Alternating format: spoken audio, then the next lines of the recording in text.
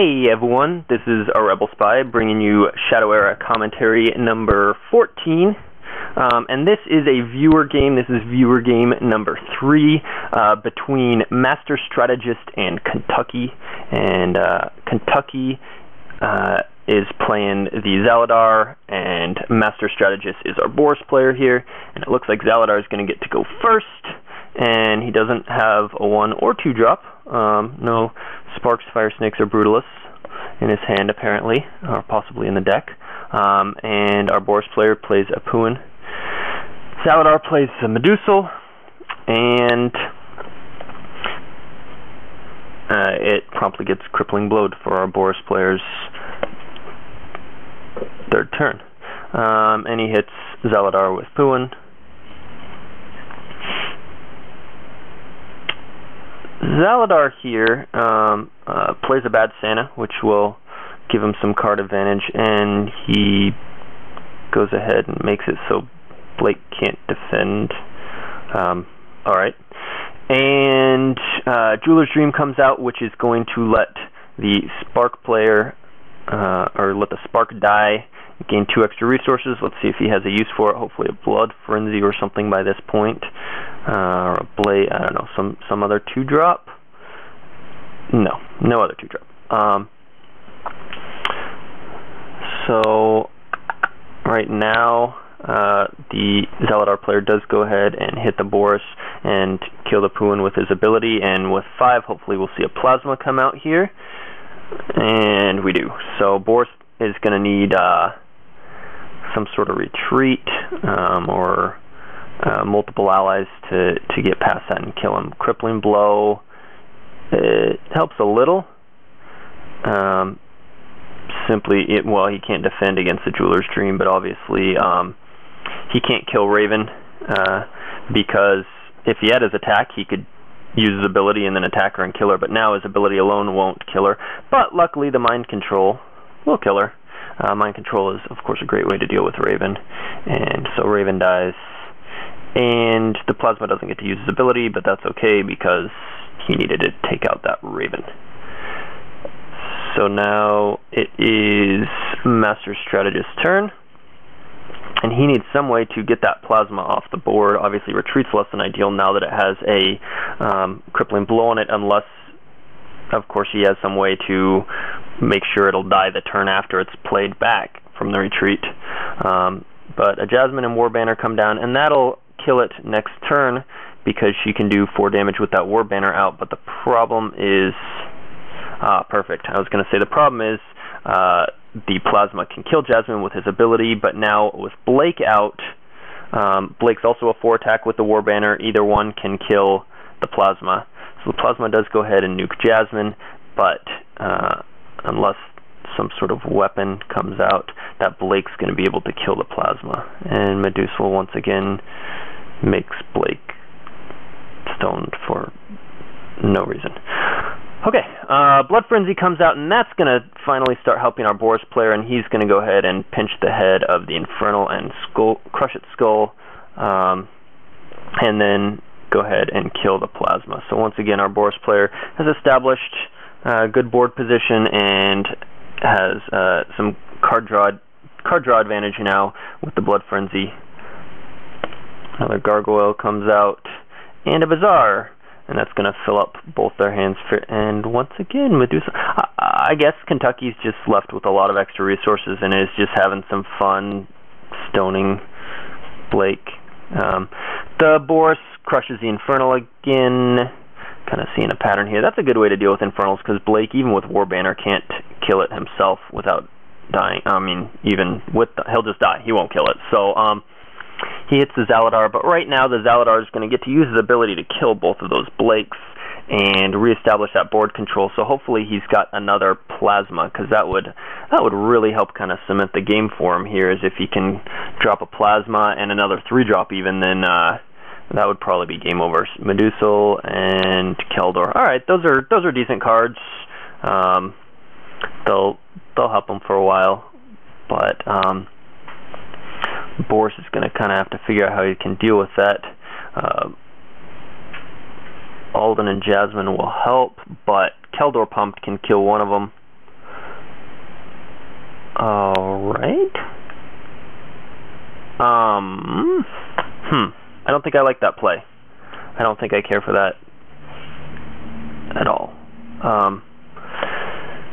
Well, here's what Kentucky did. He traded his crippled blow Medusal, who obviously doesn't really matter because he's got another one on the board, and 5 health on his hero for the 2 allies on board. But the thing is, he could have just killed the, well, I mean, he could have only killed Alden with Keldor, and then it still would have left Jasmine, or I guess he would have killed Jasmine. It would have left Alden, which could have killed, I mean, I guess it's, I don't know about that.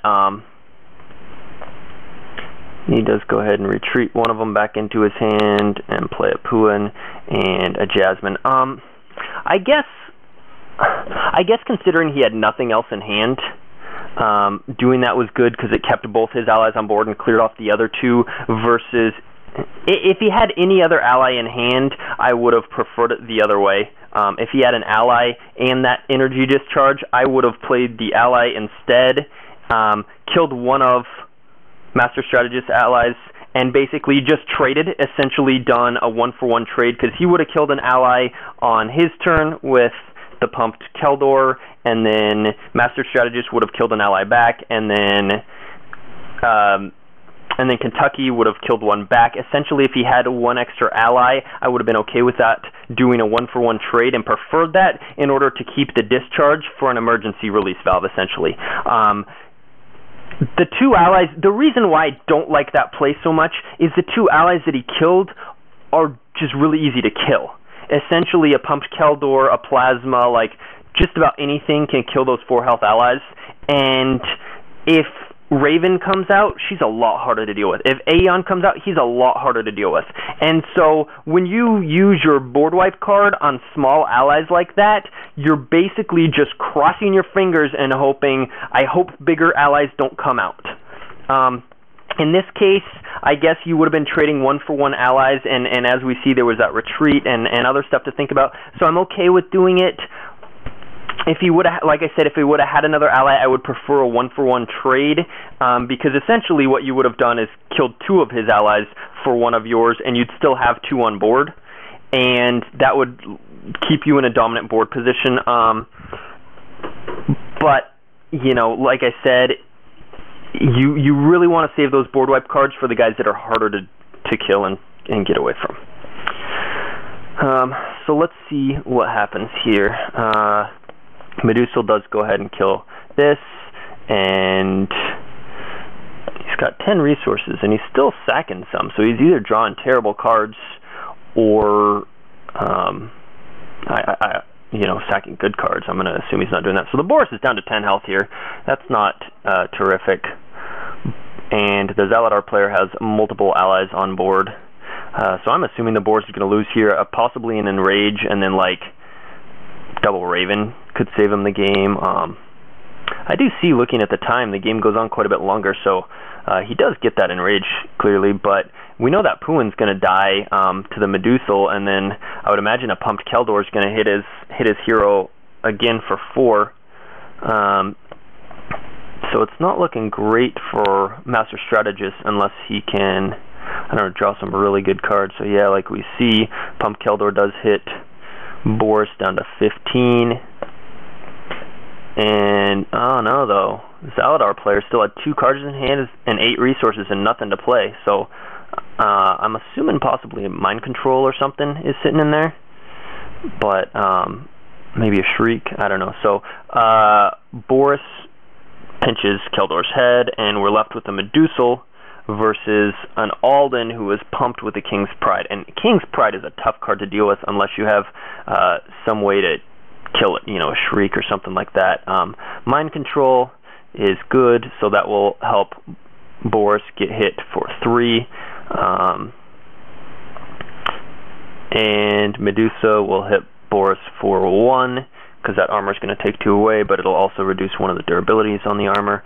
So Boris is once again down to 9 health on his turn here.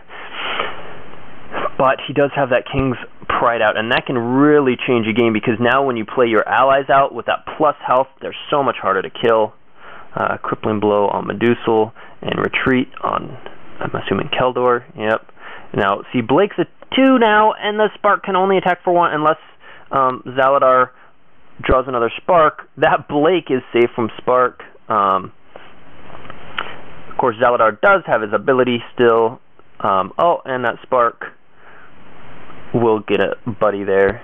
And an Armor of Ages. Wow, that was a great turn for the Zaladar player. So he does zap Blake. That was not a...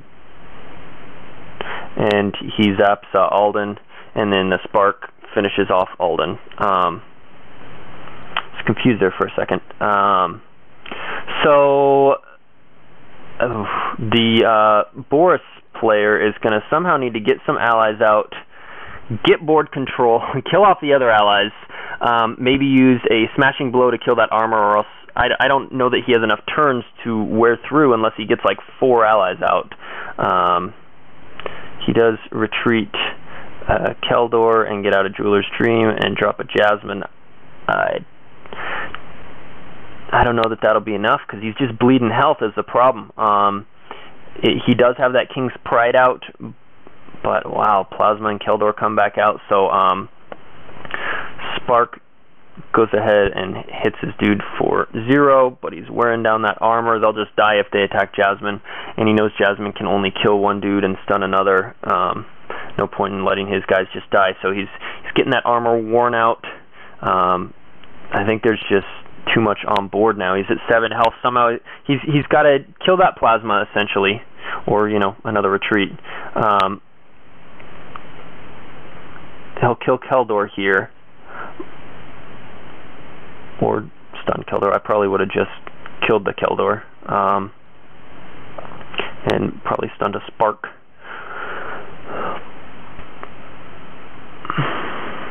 Because his Jasmine's 7 attack. I probably also wouldn't have bounced the Plasma, just killed it. But that's okay. Bounced one of them, because now if he plays... Ooh, that's tricky. Now that's going to be harder to kill, but that's okay. I think he'll still manage just fine. He does pump Keldor. There's not really much point. Oh, Boris player's now taking some draw damage because he's decked, so I'd say there's definitely no way he can get through that Armor of Ages and win the game. He does go ahead and Boris the Keldor, and I don't know, it's probably about time to GG. He uses Jasmine's ability on the Plasma, but then Plasma can still use its ability when it's stunned, so it'll just finish him off next turn. Of course, he's taking how much damage? He's taken 1 from his normal draw because he's decked, 1 from the Blood Frenzy draw, 1 from the Bazaar draw, and 1 from the Blood Frenzy damage. So he's taken 4, and he only has 4. He's dying next turn anyway, so I guess it's just kind of a moot point. But hey, why not? Let's go ahead and just kill that King's Pride just for fun. Just end your turn, Kentucky. GG.